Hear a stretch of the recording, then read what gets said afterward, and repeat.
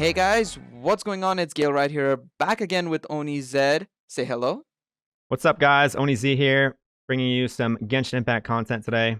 As he said, we're going to be doing some Genshin Impact content today. We're going to be talking about the new 5 stars that have just dropped. As you can see by the title, it's only going to be Albedo today. We should be releasing Ganyu rather sooner than later, of course. Choco and Mika are going to be covering that, so be sure to check that out for sure. But today, as I mentioned, we're going to be covering Albedo, and we're going to be talking about his skills, his burst, his passives, constellations, and all that jazz. And of course, from what we've seen of the trailer, of course, there have been also a lot of leaks, so we'll be covering that mainly though. Um, We'll start off with what you need for pre-farming him. Of course, a lot of people will be excited to either get him or Ganyu, so we'll help you guys a bit out beforehand with Albedo. So for those interested, of course, you can use Cecilia for him, which you get from Star Snatch Cliff. It takes 48 hours to respawn. You get them in batches of like 4, and you can get a total of about 15 to 20, I'd say. At tops, I'd say maybe 25 from the cliff. So 48-hour span, and you can get a bunch of them. So it's pretty easy. It's much better than, say, Noctulius Jade you need for, say, Beto. So you're better off if you're trying to go for Albedo, in my opinion. And of course, you can get scrolls as well for him, which is another material required for his ascension. You get them from the Sama Scrolls or the Hilichurl Shamans, of course. Again, very easy, very straightforward. And finally, just for his talents, it's the same thing. You need the scrolls and you need the two ballad books, basically. So it's very, very easy, very, very straightforward. He's probably one of the easier characters to farm up for. So if you're interested in for him, go get it. It's very, very quick. So let's start off with his auto attack skills or his normal attack chains. It honestly, to me, when I first looked at it, pretty low, pretty low. But then OniZ over here saw something a bit more interesting. What were your findings when you compared it to other 5 stars, Oni? He actually has the lowest percentage modifiers compared across all sword users. But one thing to note are that his base attack will be higher than most 4 stars, but he is going to fall short on other 5 stars. He is just higher above Jean as far as base attack goes, but he'll be lower than Chi-Chi and Kaching as far as base attack goes. But yeah, his base attack modifiers on his auto attack chains are the lowest, and it's looking not too great for him as a main carry. Yeah, it's a bit of a rough start for him already, considering Geo units in general don't have the best of reputations in this game just yet, unfortunately, apart from, like, say, Ning and stuff. So let's see what his skill does. I think this is where he might be able to recuperate some of his reputation, shall we say. Some of the leaks that we have from his from Honey Impact, of course, is that his elemental skill creates this flower called Solar Isotoma, which we've seen from the live stream already. It basically generates this small radius and a flower in between, and it effectively does AoE Geo damage on appearance. This flower has some properties that allow it to help deal AoE Geo damage on appearance, and the flower also generates these transient blossoms which deal this AoE Geo damage. It's called that, and it occurs every 2 seconds. For me personally, I'm interested in the flower, but of course, that's because I think you could do some interesting combinations. You can use it for exploration and so on and so forth. So, Oni, what do you think about the damage side of things? Of course, the flower you can use it to put goob on, and you can use it to lift yourself up for plunge and whatnot. But what do you think about the transient blossoms, and how will they affect, like, say, other characters maybe, or do you think it'll be affecting only him? Yeah, for the transient blossoms, I believe these will be able to proc off other characters just as long as you have that field that is created from his E.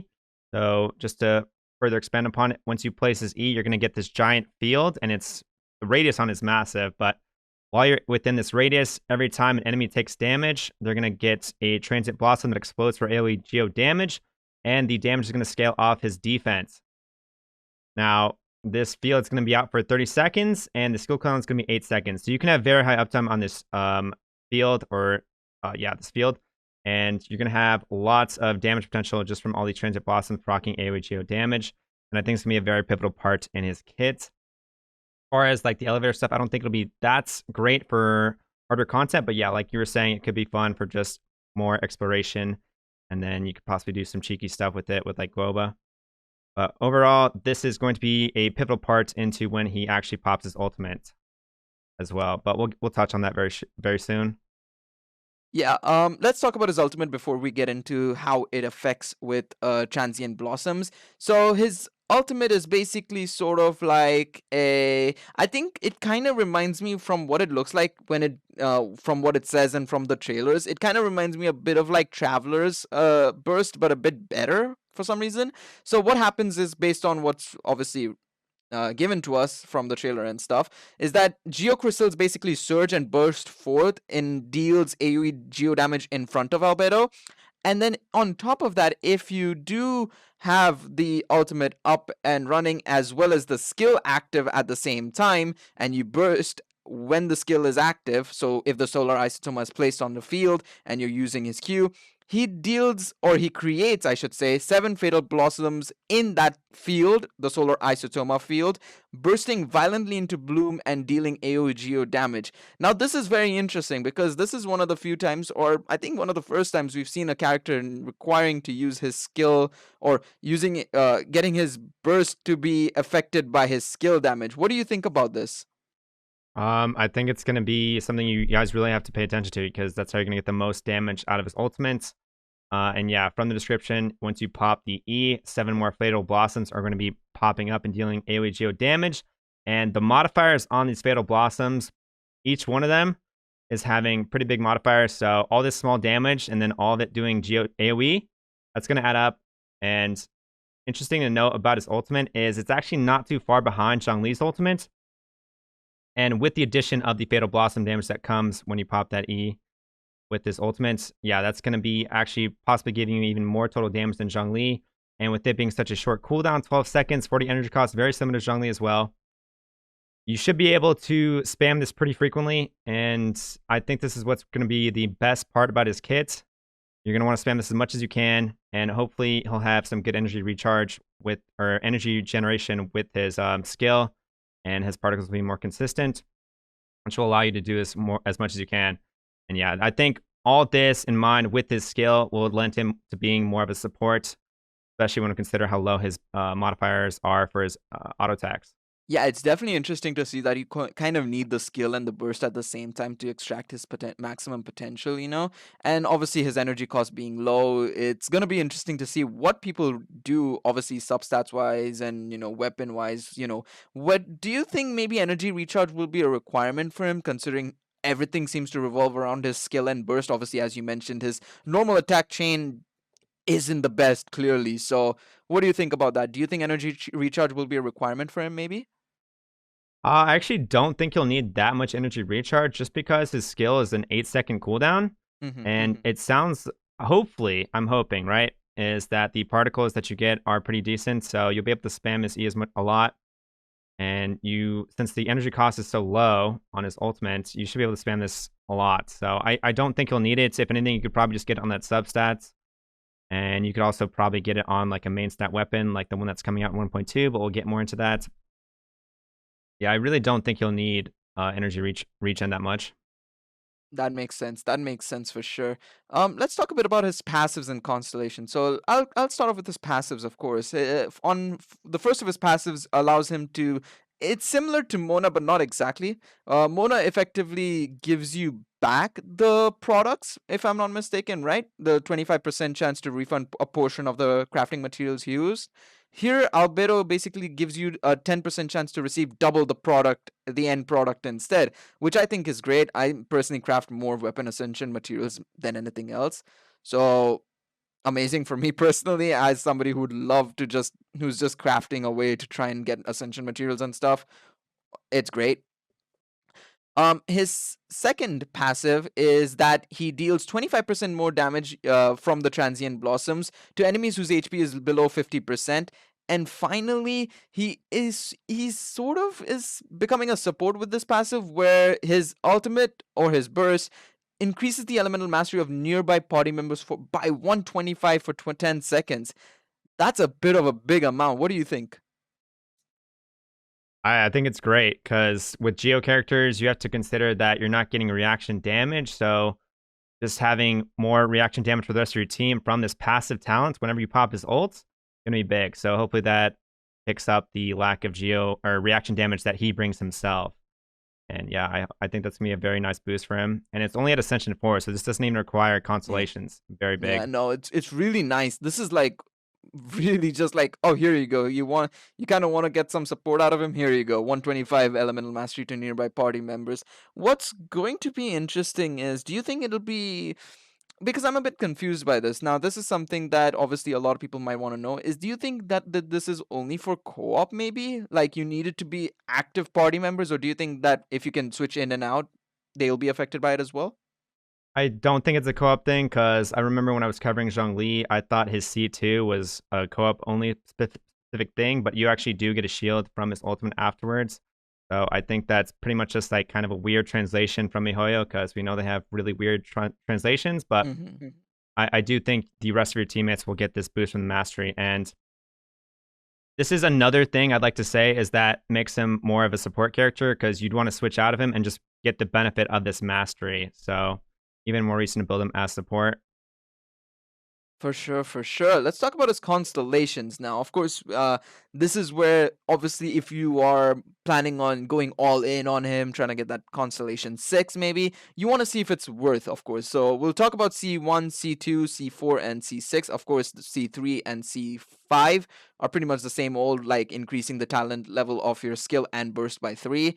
So let's start off with Constellation 1, and we'll probably go one by one, see how valuable it is at each level, right? So, Constellation 1, transient blossoms generated by Albedo's solar isotoma regenerate 1.2 energy for Albedo. Now, automatically, you think this is really good, of course, because of his ultimate, of course. What do you think? Oh, this is great. This is gonna be great for just yeah, helping get more energy for that ultimate. And since the transient blossoms are proccing every 2 seconds, and you don't need to be on him for those transient blossoms to hopefully proc, yeah, you'll just be able to spam his ult, and that's exactly what you want. So very good constellation. And another reason, hopefully, or another reason why I think you don't really need that much energy recharge if you get this constellation. But even still, without this constellation, I don't think it'll be that necessary. We'll have to see though. For sure, for sure. Transient blossoms generate. Okay, so this is Constellation 2, by the way. I just jumped the gun there. Transient blossoms generated by solar isotoma grant Albedo Fatal Reckoning for 30 seconds. Each stack of Fatal Reckoning increases damage by 30% of Albedo's defense, and this effect stacks up to 4 times.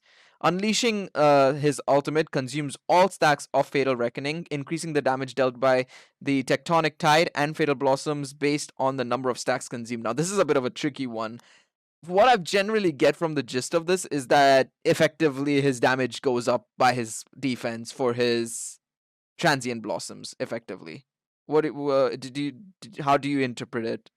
It's not going to be for his transient blossoms, so his transient blossoms are going to increase the damage of his ultimate. So, Mm-hmm. effectively, it stacks up to 4 times. So you have 100% 120% more damage for this, which is going to be coming. It's 120% of Albedo's defense at the maximum stacks, and they'll be Yeah. affecting his ultimate. So since it can only proc every 2 seconds, you basically get the max stacks within 6 seconds. And yeah, you would just proc the transient blossoms 4 times and then switching them, and then his ultimate would just be doing massive damage. No, that's insane, man. That's definitely insane. It's so interesting to see how his E and Q just work together in like tandem so well compared to like most units, to be fair. Or I should say a couple of other units. Okay, so we move on to his C4. Now this is where things get a bit weird, in my opinion. I understand why they did it because you obviously have the flower as sort of like quote unquote elevator, but I don't know if this is valuable in my opinion when you consider the amount you're putting in for getting Constellation 4.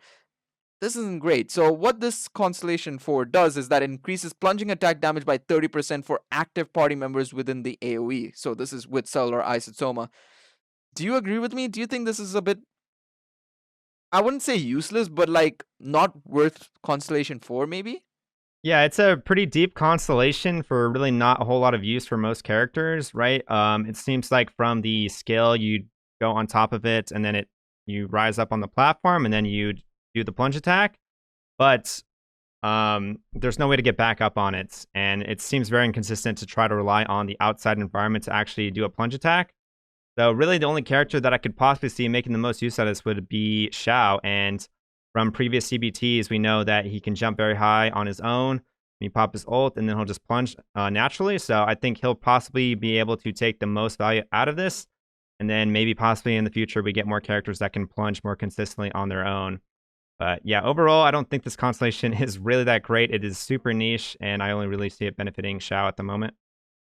Fair enough, fair enough. Now, this last constellation I personally initially thought was, I wouldn't say I wanted to see it how it worked more than anything else. If active party members within the AoE are protected by a shield created by Crystallize, Solar Isotoma increases their damage by 17%. Now, off jump, I was like, I need to test this to kind of get a feeling. But when you read it, it does seem very strong. But what do you think, Oni? Do you think it's really strong, or do you think you need testing before you can say anything about this one?